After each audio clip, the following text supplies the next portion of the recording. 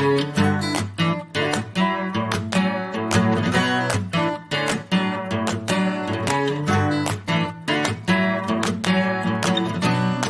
not who you think I am. Whoa.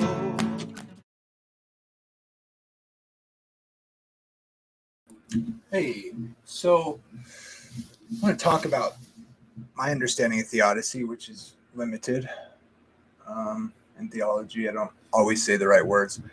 But, a lot of people, I've noticed a lot of people ready to dismiss certain aspects upon assumptions like, oh, he's just a Calvinist. Oh, he's just defending his church. I don't hearken to a denomination. Okay, so do you think that gives you get it, but those people who actually hold to a particular system, they don't get it. Let me tell you something. You're fooling yourself if you think that. You are just a product of your understanding. And if it's not a different understanding than you were taught, wait. You're more of a product of what you were taught than you realize. Everybody modifies along the way and doesn't understand it the same way. There's advantages to having a system. The reason I get irritated when people talk that or say those things to me is because it seems to demonstrate to me that they're kind of dismissing what I'm saying if I actually affirm most of the things I was taught. What if they're right? It doesn't matter. This is like Christianity couldn't be true. You were taught it. If you were born in a Muslim country, you'd be a Muslim. Do you just face those kinds of arguments when it's in somebody else, or can you face that for yourself if you were born a Christian or not? It has nothing to do with whether it's true or not. Nothing. So when we're talking about an in-house debate or something between different systematics or whatever of Christianity, again, same principle applies. This theodicy, that theodicy, this systematic, this interpretation, this hermeneutic. Just consider it an in-house debate. Whether you think any certain group is Adventist or not, whatever is saved or not, just put that aside. Just hold the idea that it's an in-house debate, at least. That's how I would look at it. I do look at it that way. But that aside, so it's not plaguing your mind, say this. It just like it's true, I am a Christian because I was born into a Christian family. I am an Adventist because I was born into an Adventist family.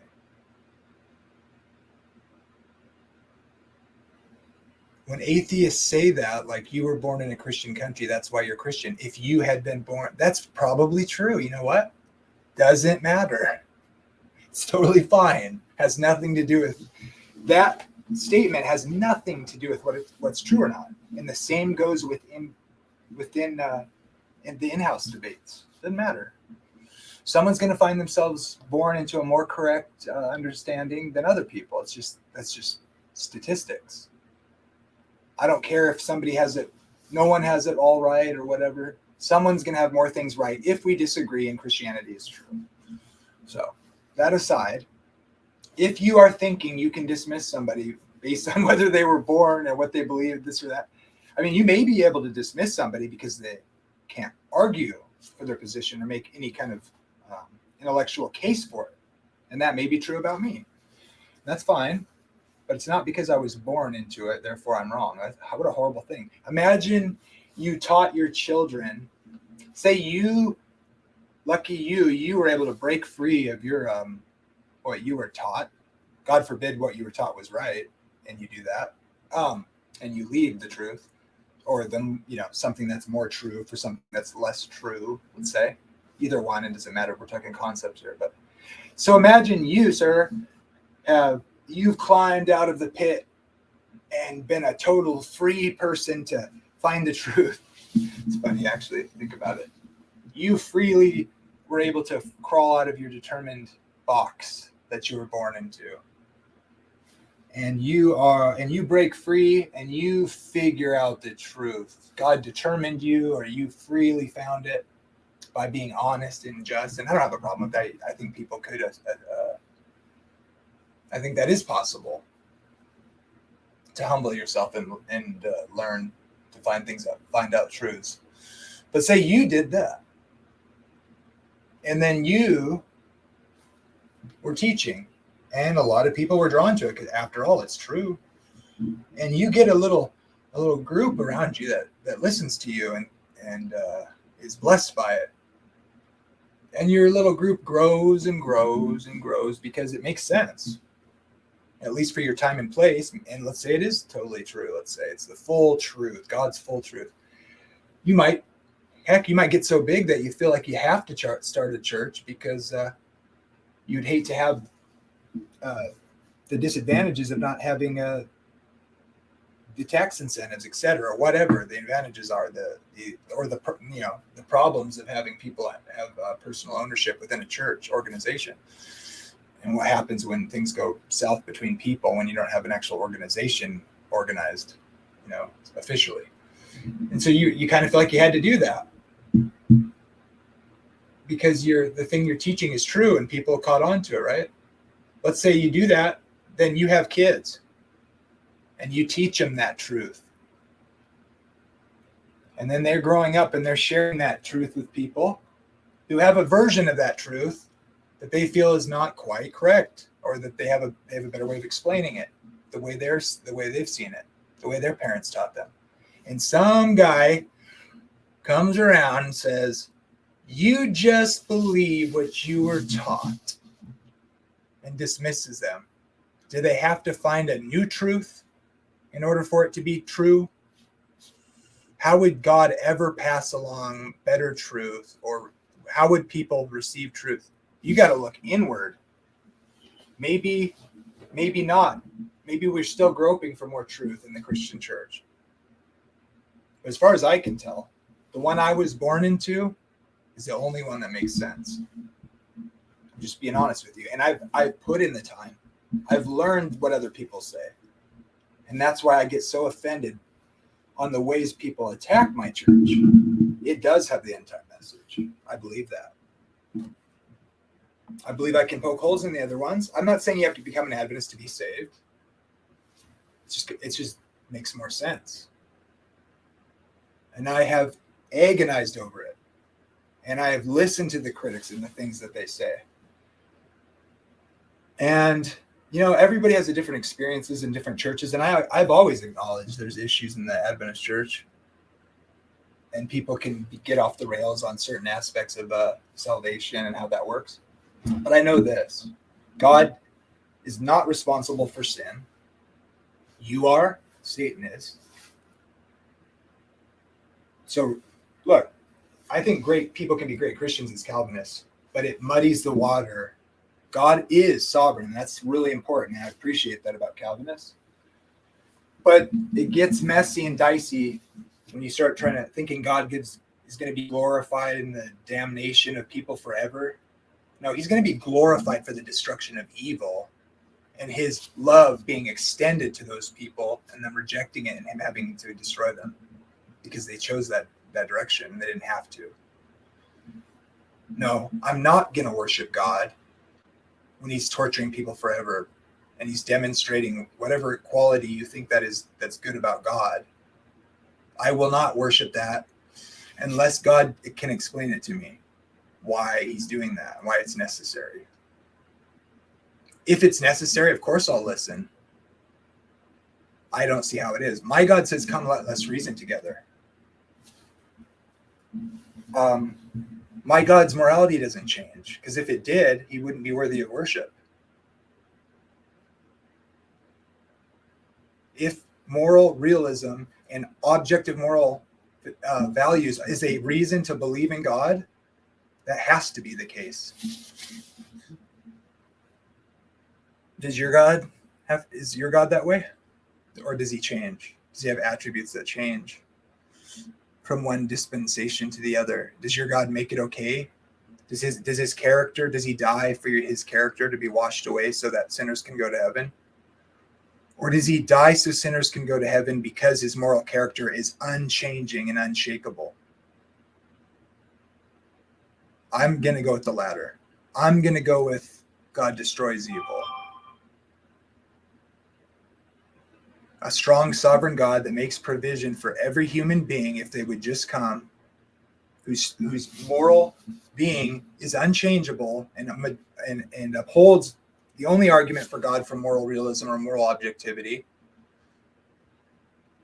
puts blame where it belongs, and it puts glory and redemption where it belongs in God.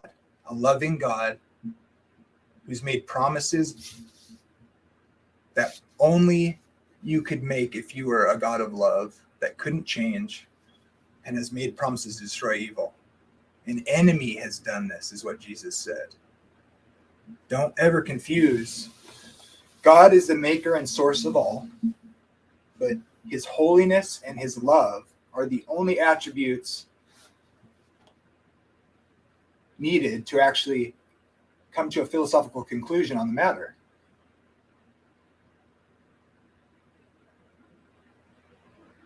That's why I'm an Adventist. Tell me why. So the critics against it want to get in. Well, look at how people have struggled with this, and they didn't feel saved, and they didn't feel this or that. Maybe some people shouldn't feel saved because they're not right with God.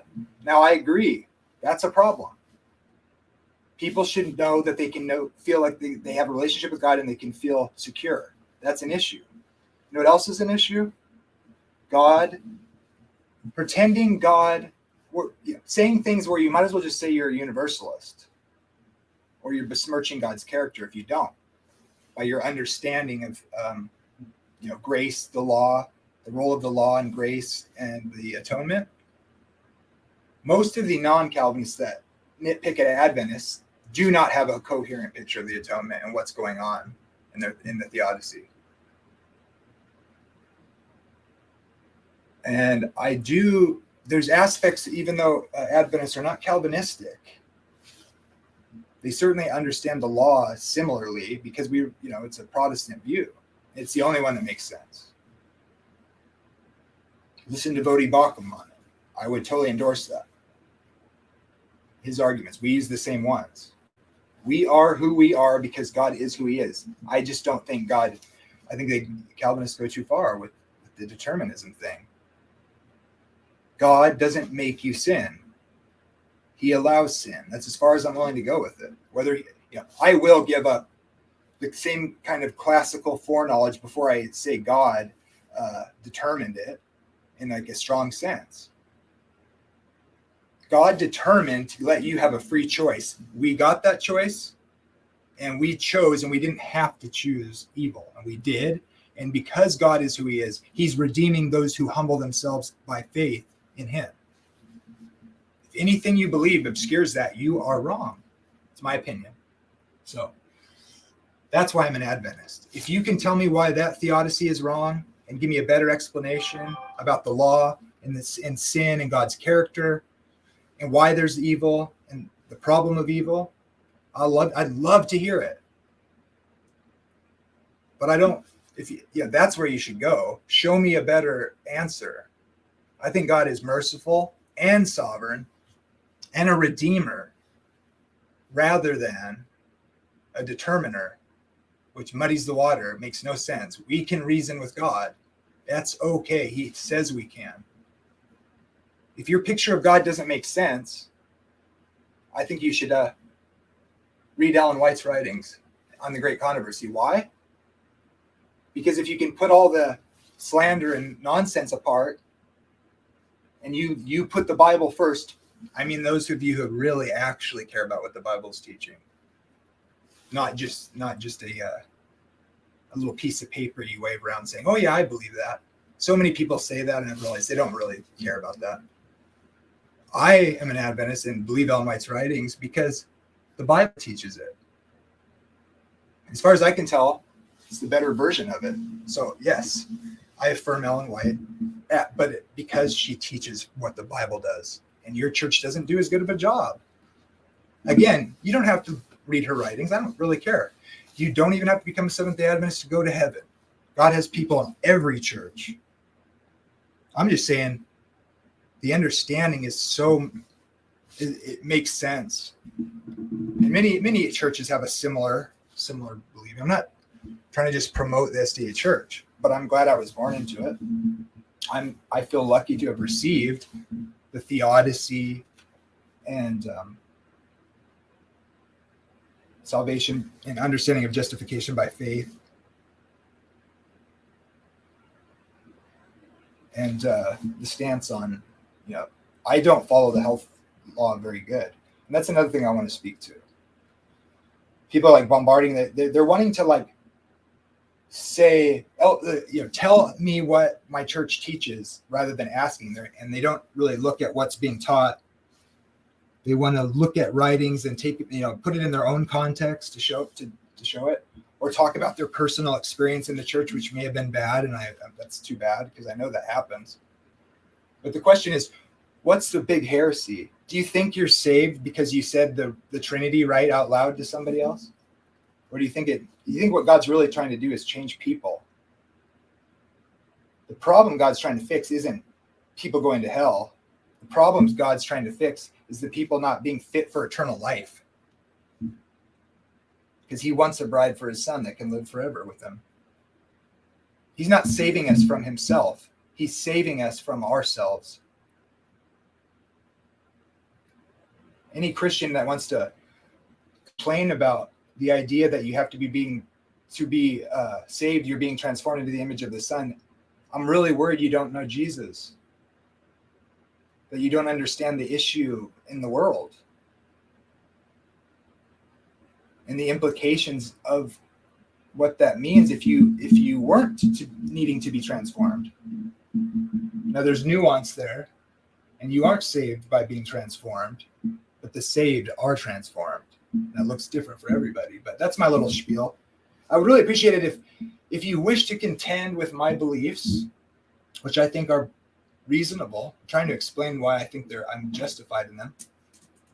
Give me better answers. If you really think Adventists are wrong, or that they have a damnable gospel, which if you say that, I'm not going to take you very seriously, because I shouldn't. Because that's like, if you believe you can't be an Adventist and be saved, you don't understand how salvation it really operates, I think.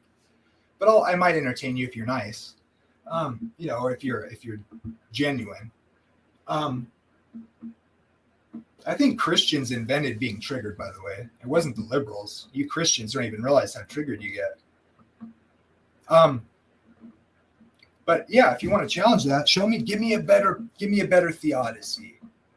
That's what I'm looking for. Because if I don't have that, I'll never really let the one I have go. So if you want to save me from the great controversy and the problem of evil that in the way Adventists understand it, which is just a non-Calvinistic Protestant Reformation sort of view that's developed, I'm so convinced that's the best answer. Like, if you want to understand it better and you don't want to read Ellen White, read John C. Peckham. You can understand this sort of theodicy without being an Adventist or believing in an Ellen White. I'll just tell you right now. I'll be right up front with you about it.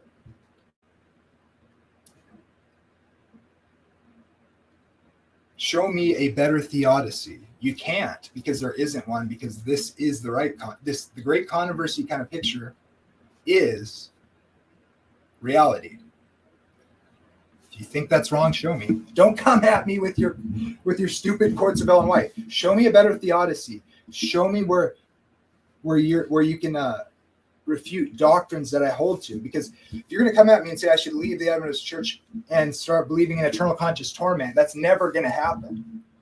If you left the Adventist Church and now believe in eternal conscious torment, I do not believe you left the church because of truth, okay? I know you didn't. You'll never convince me of that, because I know something else is going on if you left and then you joined a church that still believes in eternal conscious torment. Now, whether that doesn't prove the Adventist Church at all,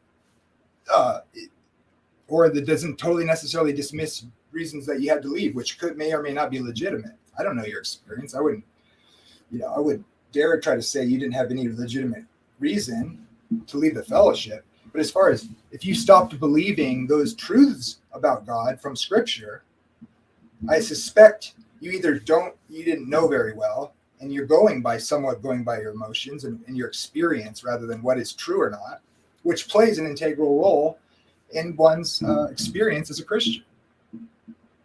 I don't think you're saved by believing true doctrine, but I think true doctrine, just like sin, can lead you away to where you fall into sin in such a way where you could be led away from your faith. And if that happens, you would lose your salvation, because your salvation is in a relationship with God. And if you don't have that, you don't have God. And if you don't have God, you don't have life, because that life is in his Son. And so you need to be tied to that. You are not immortal intrinsically. Jesus came to give you life, to restore what Adam lost. What did Adam lose? Adam brought physical death into the world. And then if you tell me, well, he died spiritually that day, okay. But you don't think spirits die. They're immortal. So what are you going to say about that? Well, Jesus came to restore physical death, but you still physically die, so you're not saved then. So you can't even make sense of it if you're consistent. Death is just not being alive. Alive is being alive. Spiritual things are, you could say, your essence about which God can resurrect back to life. Or you could say it's a matter of your spiritual connection to God. You could speak of life spiritually that way. But Jesus restored what Adam lost, and that is the ability to continue living by God's provision.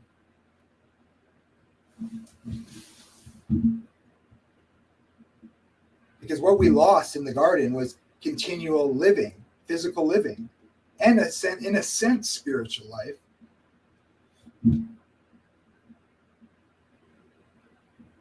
But what Jesus gave us, he's going to give us immortality at the end of the age when we receive a different kind of body. But we have eternal life now because we're in him, but we still die. But by the witness of his physical resurrection, by that we know he's restored what Adam lost and has the keys to Hades. And people are so confused about life, deaths, what it means to have immortality, spirituality, that they've totally missed it. That's another thing. This makes way more sense on what I was taught than what people tell me, because it just confuses the Bible and what it's teaching. All these categories, they don't make any sense, folks. Dead people aren't alive. God is not going to torture people or murder people forever. And he didn't determine your sin. You did. God bless.